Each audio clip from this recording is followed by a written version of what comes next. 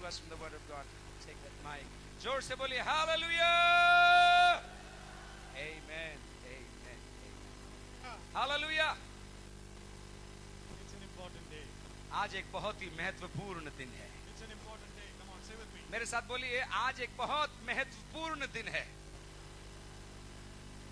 Because resurrection matters. क्योंकि पुनरुत्थान आज के दिन हुआ. Hallelujah. Amen. I want to turn your Bibles to John chapter 20. और यूहन्ना रचित सुसमाचार उसका 20वां अध्याय की ओर आपका ध्यान में लेकर जाना. यूहन्ना रचित सुसमाचार 20वां अध्याय उसकी 19 आयत से आगे की ओर अपन पढ़ना शुरू करेंगे. Help us in reading. और आनंद सर आप सामने आएंगे और हमको पढ़ने में आप मदद करेंगे. और बहुत ध्यान से कहानी सुनना. अभी जो मंच से पढ़ी जाएगी यूहन्ना रचित सुसमाचार 20वां अध्याय उसकी 19 आयत से आगे.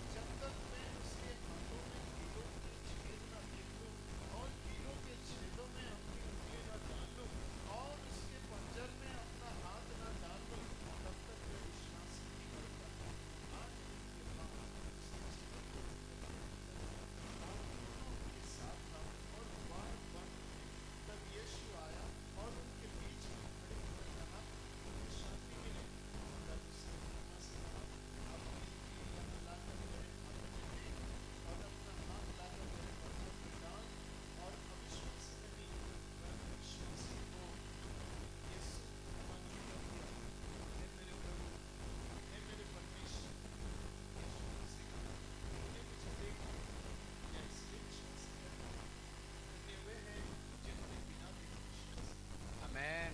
आमेन. और 19 आयत फिर पढ़ेंगे और 26 आयत भी पढ़ेंगे. उसी दिन जो सप्ताह का पहला दिन था, उस सप्ताह के समय जब वह के द्वार चमकीले थे, यहूदियों के डर के मारे बंद थे, तब यीशु आया और उनके बीच में खड़ा होकर उनसे कहा, आमेन. 8 दिन के बाद उसके चेले थे, उनके साथ था और द्वार बंद थे, तब यीशु आया और उनके बीच में खड़ा होकर कहा. आमेन. आमेन. The beauty of these two verses, और ये जो दो आयत अभी अपन ने पढ़ी उसकी सुंदरता it happens between 2 weeks, और- 2 Sundays. और दो मतलब एक हफ्ता के अंदर अंदर दो प्रभुवार के बीच में ये घटना होती है. First one happens on the day of Easter. सबसे पहला पुनरुत्थान के दिन होता है A group of believers were sitting there, और विश्वासी लोग एक जगह इकट्ठे थे. about 10 of them. 10 लोग थे करीब They were afraid. और बहुत डरे हुए थे They are behind the closed doors. और वो दरवाजे के पीछे थे. And suddenly Jesus appears और एकदम यीशु प्रकट हुआ and comes and says peace. और वहां पर आकर कहता है तुम्हें शांति मिले. Somebody was missing. लेकिन एक जन गायब था वहां But से. then in the next week, और 8 दिन के बाद on the same Sunday, वही प्रभुवार in को the evening, शाम के they समय were again under closed doors. और वापस दरवाजे के अंदर थे. And Thomas was there now. और अब थोमा भी था वहां पर And Jesus is appearing again और यीशु मसीह वापस प्रकट होता है and says peace. और उनसे फिर कहता है तुम्हें शांति मिले. Hallelujah. Hallelujah. Two stories, very similar in nature. दो कहानियां बिल्कुल एक जैसी Happens within a week's time. और 7 दिन के अंदर अंदर ये हो रही But है. it is ministering to two kinds of people. लेकिन ये दोनों घटनाएं वृतांत दो प्रकार के लोगों को सेवा देती है। It is ministering to two kinds of people who are under fear, but surprisingly Jesus comes and brings peace to them. और दोनों झुंड डरे हुए थे, लेकिन दोनों झुंड को अलग अलग तरीके से प्रभु आकर पेश होता है और उनको शांति की बातें कहता है। This morning, आज सुबह you may be belonging to these two groups, आप इन दोनों झुंडों में से एक झुंड में होंगे, but resurrection can make a difference. लेकिन आज सुबह पुनरुत्थान आपके जीवन को हमेशा के लिए बदल सकता है। Hallelujah. आमीन बोलिए। Hallelujah. आमीन। Hallelujah. Hallelujah. You know, this group of believers are shattered because their dreams were shattered because the leader is lost now. अब आपको याद रखना होगा, ये शिष्यों के साथ प्रभु यीशु मसीह चलता और फिरता था, लेकिन प्रभु यीशु मसीह अभी उनका मेघारोहण हो गया है और अब उनके साथ उनका गुरु, उनका स्वामी नहीं रहा, घबराए गए थे। The truth that we need to realize that if Christianity is only believing in a dead Jesus, then no more. Christianity is also dead. मैं आपको कहना और सिखाना चाहता हूं, अगर आप एक मारे गए या मर चुके प्रभु यीशु मसीह पर ही विश्वास करते हैं, तो आपका विश्वास भी और आपकी मसीहियत भी मानो मरी हुई सी The है। church is alive and we are gathering as a church just because of the resurrection factor. कलीसिया जीवित है, आप जीवित हैं, हम जीवित हैं और हम यहाँ एकत्रित हुए हैं क्योंकि प्रभु यीशु मसीह हमेशा के लिए जी उठा है। Hallelujah. आमीन। Hallelujah. Hallelujah. You know, you cannot take Jesus out of your mind. आप प्रभु यीशु मसीह के इस पुनरुत्थान को आपके दिमाग से हटा नहीं सकते। You know, these disciples were planning that they should go back and do their old job. इन शिष्यों ने सोचा हमारा गुरु चला गया, अब क्या करें, चलो पुराने धंधे पे लौट कर चले जाते But हैं। you can never get Jesus out of you if he has come inside of you. एक बार प्रभु यीशु मसीह आपके जीवन में यदि प्रवेश कर जाएं, फिर आप किसी भी हालत में उसको हटा नहीं सकते। वो आपके जीवन में आशीष ही आशीष लेकर आता रहता है। These disciples cannot forget the miracles that has happened while they were traveling with Jesus. उनका गुरु चला गया, अकेले हैं, लेकिन जाते जाते उन चमत्कारों को याद कर रहे हैं जो प्रभु यीशु मसीह ने इनके लिए किए थे। The cry of that blind man, Bartimaeus, is ringing in their ears as they were behind those closed doors. और वो दरवाजे के अंदर डर कर बैठे हैं, लेकिन उनके कानों में वो पुकार आ रही है, वो अंधा आदमी कैसे चिल्ला रहा था, कैसे चंगा हुआ था। Or the leper who was healed.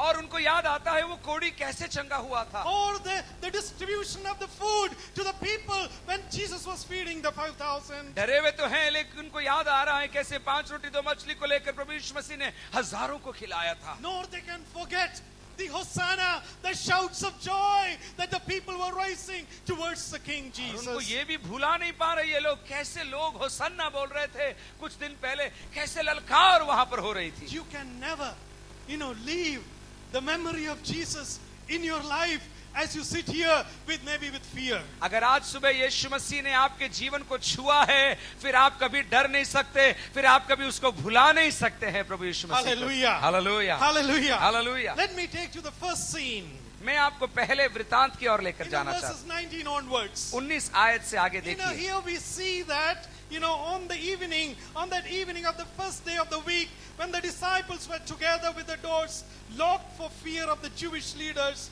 Jesus came and stood among them and said, "Peace be with you." यूहन्ना 20 का 19, उसी दिन जो सप्ताह का पहला दिन था, यानी कि प्रभुवार या रविवार था, संध्या के समय जब वहां के द्वार बंद थे, चेले दरवाजों के अंदर थे और घर के भीतर बैठे थे। Fear leads you to withdraw yourself from people. अक्सर डर आपको लोगों से दूर ले जाता है।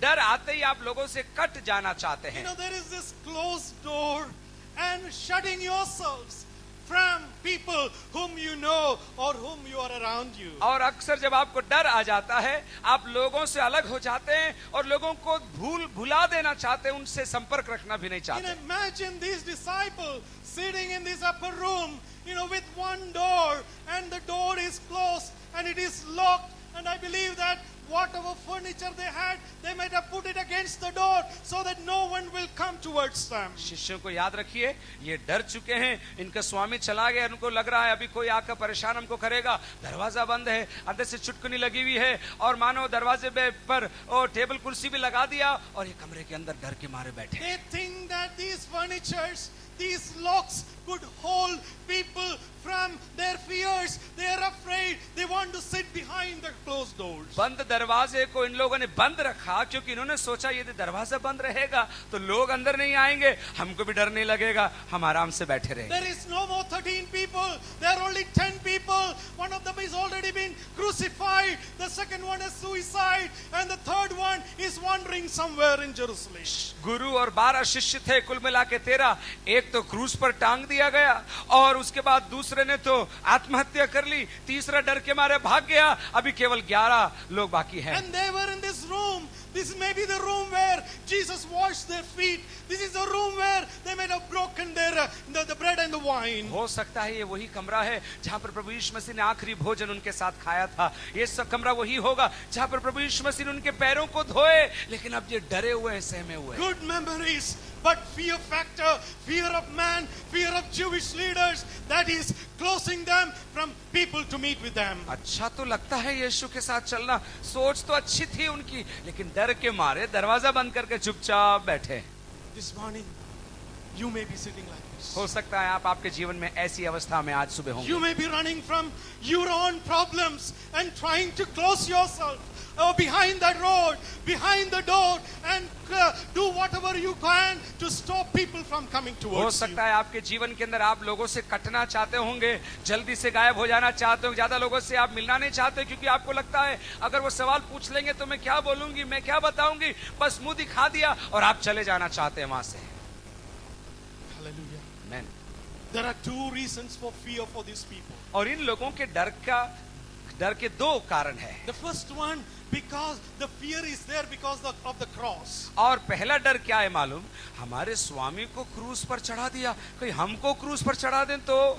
In those days, to kill a movement, to kill the leader, that is the strategy that they used to do. उस समय के अंदर यदि किसी भी कार्य को रोकना था तो उस समय के उस कार्य के या उस आंदोलन के स्वामी को या लीडर को पकड़ लिया जाना था। But now the leader is gone. Now it is their turn. They are looking after the disciples, those followers of Jesus, to be targeted. उनको मालूम पड़ गया अभी हमारे गुरु को तो पकड़ लिया, अब हमको भी ये लोग पकड़ कर ले जाएंगे। You know, they are afraid of the cross. डर के मारे, क्रूस के डर के मारे ये लोग अंदर बैठे हैं। And the second reason for the fear is, दूसरा एक और कारण था, it is because of the tomb. और उनको कब्र की याद थी। The reason is that there is already been a rumor that is spreading that the disciples have stolen the body of Jesus और जब Christ. कब्र खाली हुई तो लोगों में एक बात जबरदस्ती फैला दी गई कि किसी ने पैसे लेकर कब्र खाली करवा दी है, और अब भीड़ ये ढूंढने निकली है किसने कब्र खाली करवाई। These fears were keeping them away from the world. ये संसार से ये डर इनको अलग रख रहे थे और अपने घर के अंदर बैठे थे। But लेकिन hallelujah, हमें the doors can keep the Jews away. यहूदियों को बंद दरवाजे दूर रख सकते हैं, The doors cannot stop Jesus away. लेकिन बंद दरवाजे यीशु को दूर नहीं रख सकते हैं। Hallelujah, Hallelujah. Hallelujah. Even if you are struggling with your own situations this आप morning. सोचते हैं कि मेरे को कोई नहीं समझता, मुझे कोई नहीं जानता, मेरी हालत ऐसी है, मैं क्या करूं? यदि आपको ऐसा लगता है, Fear of man is the greatest danger and the fear that can crumble your life. और आपको डर लगता है लोगों से, आपको डर लगता है मनुष्यों से, आप सबसे दूर अकेले रहना चाहते हैं, But it is into that situation Jesus comes and says, peace be unto you. लेकिन ऐसी डरा देने वाली परिस्थिति के अंदर व्यक्तिगत तौर पर आज सुबह प्रभु यीशु मसीह उतर कर आपसे कहना चाहता है, तुम्हें शांति मिले, मैं तुम्हें शांति देने के लिए आया हूं। Shalom. और वो मूल में इब्रानी शब्द है shalom. Shalom is a normal greeting that every Jew would do to one another. हर यहूदी यही सलाम कहता था, शालोम शब्द कहता था। You know, like we say, like namaste or any other thing that we do in India, it's a normal thing that anybody would do in Israel. जैसे हम भारत के अंदर नमस्ते या नमस्कार बोलते हैं, उसी प्रकार यहूदी लोग ये शालोम शब्द कहते थे। इसकी एक बड़ी गहराई है इस शब्द की, But the difference is, लेकिन फर्क क्या है मालूम? it is not said by an ordinary Jew, it is said by Jesus. और यहाँ पर एक साधारण आदमी ने शालोम नहीं बोला, यहाँ पर परमेश्वर प्रभु यीशु मसीह ने शालोम बोला। Hallelujah. When Jesus picks up an ordinary word and speak to you shalom, it makes a difference to your fear under which you are living. अगर आपके डरा देने वाली परिस्थिति के अंदर प्रभु यीशु मसीह उतर कर आकर आपको शालोम बोले तो फिर आपको किसी बात की डरने की जरूरत नहीं है। हाथ उठा के धन्यवाद दीजिए जोर से। Hallelujah. Amen.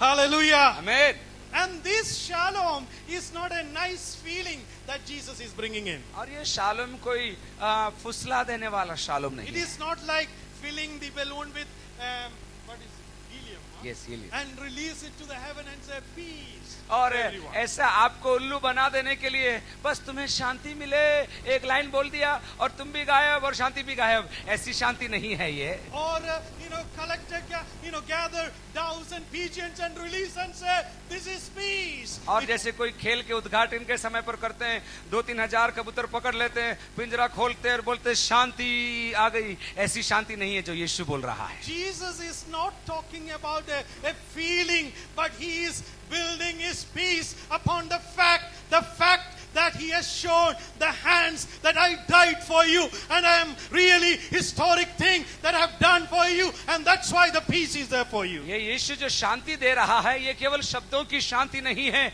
लेकिन अपने हाथों को बढ़ाकर, अपने पंजर को दिखाकर, अपने छिदे हुए हाथों को बढ़ाकर उनसे कह रहा है, इसको देखो, इसके खातिर तुम्हें शांति हमेशा के लिए मिलती रहे। Hallelujah. Amen.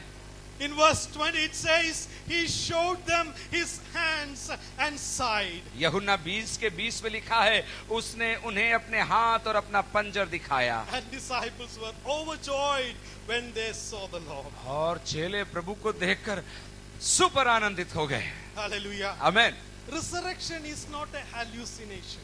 और पुनरुत्थान कोई भ्रम नहीं है, भ्रम। It is not that nice feeling that you have, oh, Jesus has appeared, in a form, because we were thinking about him and it just appeared in our mind. और प्रभु यीशु मसीह का पुनरुत्थान केवल एक आइडिया नहीं है कि आप सोच रहे थे और अच्छा होता कि हो जाता, कि ऐसा एक काल्पनिक घटना नहीं है। That is why Jesus showed the wound and the side. उनको ये काल्पनिक घटना नहीं है दिखाने के लिए, यीशु मसीह ने अपने हाथ खोलकर दिखाए, छिदे हुए हाथ और पंजर दिखाए, तब उनको मालूम पड़ गया ये तो वही यीशु है जिसने अपने प्राण कलवरी क्रूस पर मेरे लिए दिए। Hallelujah. Amen. Peace comes from knowing that Jesus actually was killed.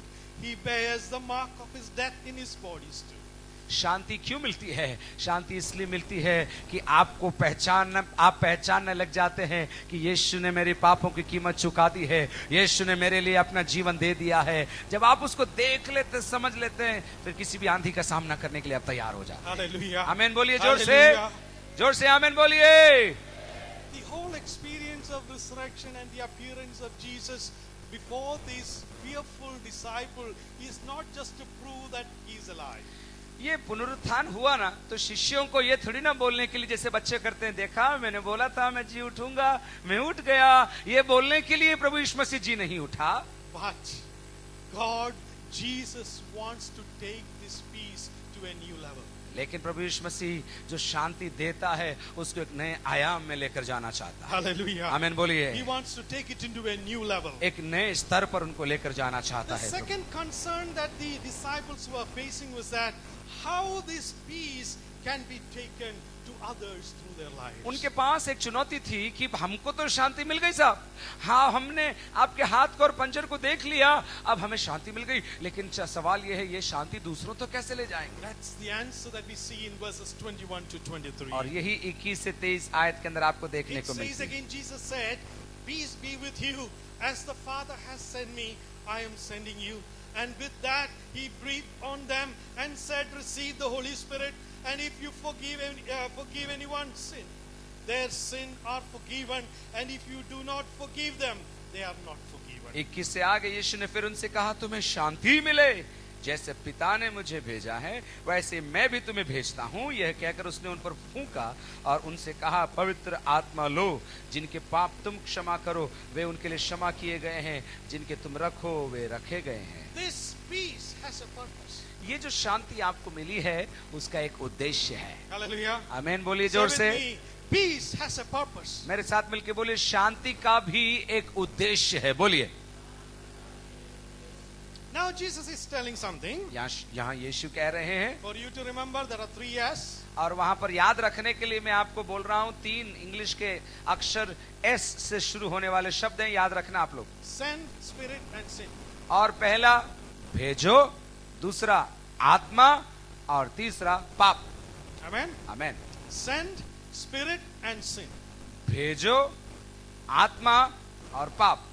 The first thing that Jesus is saying, यीशु क्या बोल रहे हैं वहां पर? as the Father sent me, so now I send you. जैसे पिता ने मुझे भेजा, अब मैं किसको भेज रहा हूं? तुम्हें भेज रहा हूं।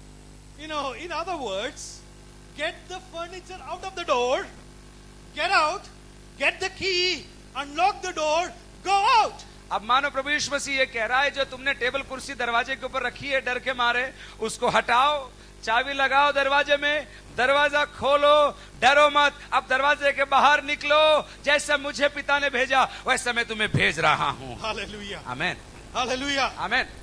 The peace that Jesus brings in is enabling us to go out, to share that He is alive. जो शांति आपको मिली है वो आपको बाध्य करती है कि आप लोगों को जाकर बोलें, आपको भी ये शांति मिल सकती है। Just as the Father sent Jesus into this world. जैसे पिता ने यीशु को भेजा, Where there could be hurt, where there could be, difficulties around you. But you need to go. You need to unlock yourself.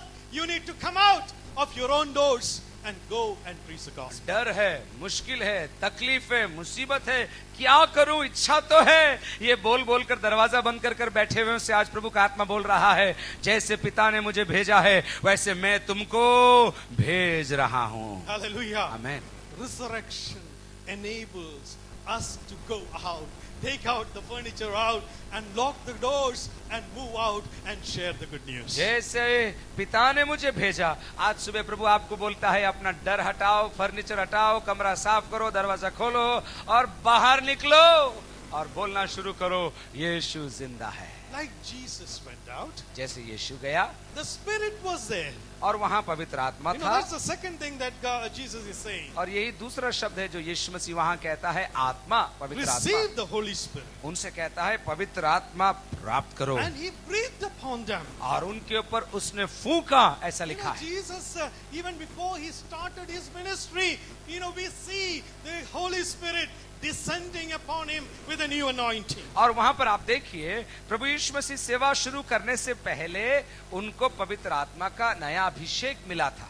And here it is very interesting that we see that Jesus is breathing. और यहाँ पर देखिए प्रभु यीशु मसीह उनके ऊपर फूंक रहा है। Now there is always this confusion among people, those who study Bible carefully, whether this is the day of Pentecost. This has happened before the day of Pentecost. What happened? Why? What is this? ये फूंकना सुनते ही लोगों को अड़चन होने लगती है, खराब लगने लगता है। यार ये फूंकना क्या है? फूंकना सही नहीं है, फूंकना है क्या? ऐसे बड़े सवाल अपने आप खड़े करने लग जाते हैं। In John's Gospel, this comes as a sign from Jesus. I am going to breathe upon you the Holy Spirit, and you will be different. और यहाँ पर प्रभु यीशु मसीह अपने शिष्यों से कहते हैं, मैं तुम्हारे ऊपर फूंकूंगा और फूंकने के द्वारा तुम पवित्र आत्मा की सामर्थ को प्राप्त करोगे। So this was a sign that Jesus was showing on that day when He appeared among the people of disciples. और जब प्रभु यीशु मसीह अपने शिष्यों के बीच में आए तो एक चिन्ह के रूप में उन्होंने अपने लोगों के लिए फूंका। It almost took 5 to 6 or 7 weeks for the real blowing, from the heaven came when the Spirit came down upon the disciples. और जब शिष्यों के ऊपर पवित्र आत्मा उतर कर आया तो 6 or 7 weeks. और 5, 6, 7 हफ्ते लगे उनको ये समझने के लिए। Till that time they were, fearful. They were still under the locked doors. और दरवाजा बंद करके बैठे हैं, डर लग रहा है, करूं कि नहीं करूं, बोलूं कि नहीं बोलूं। Until when the Spirit came like fire, like wind, as it was in the first chapter of Genesis, the breath of God that was there. The second chapter where God breathed upon human being. When the life came, similarly, on the day of Pentecost, the boldness came when the Spirit of God came upon their lives. और फिर उनके ऊपर पेंतिकोस्त के दिन पवित्र आत्मा सामर्थ के साथ अग्नि के समान बड़ी गर्जन के साथ जब उतरा, तब जाकर वो लोग आत्मा से भर गए। Hallelujah. Amen. So peace, which came from the resurrected Jesus, is asking the disciples to enter into three things. और जो शांति उनको मिली, उनको बैठाने के लिए, उनको शिथिल करने के लिए शांति नहीं मिली, लेकिन शांति जब उनको मिली, तीन कार्य उनसे वहां पर करवा रही है। The first one is to go out, being sent by Jesus. सबसे पहला, तुम जाओ। यदि शांति मिली है तो तुम जाओ। The second one is being filled with the Spirit. दूसरी बात, यदि शांति मिली है तो भर जाओ।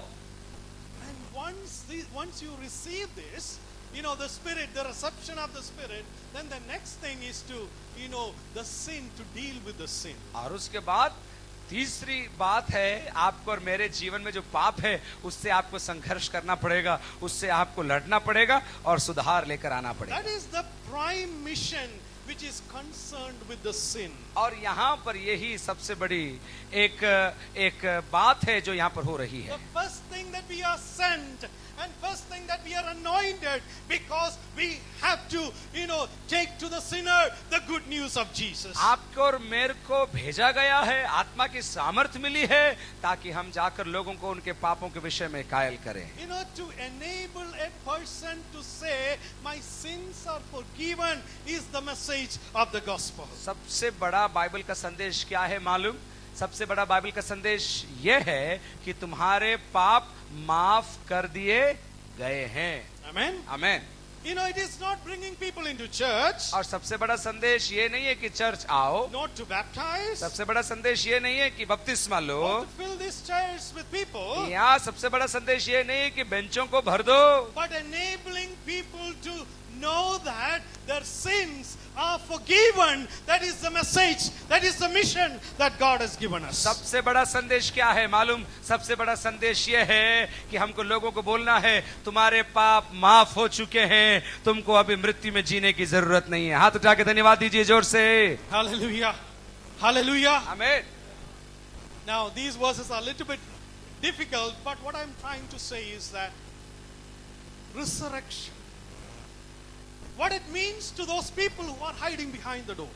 डरे हुए लोगों के लिए पुनरुत्थान का वास्तविक अर्थ क्या है? It means come out, go in the power of the Holy Spirit, proclaim the good news,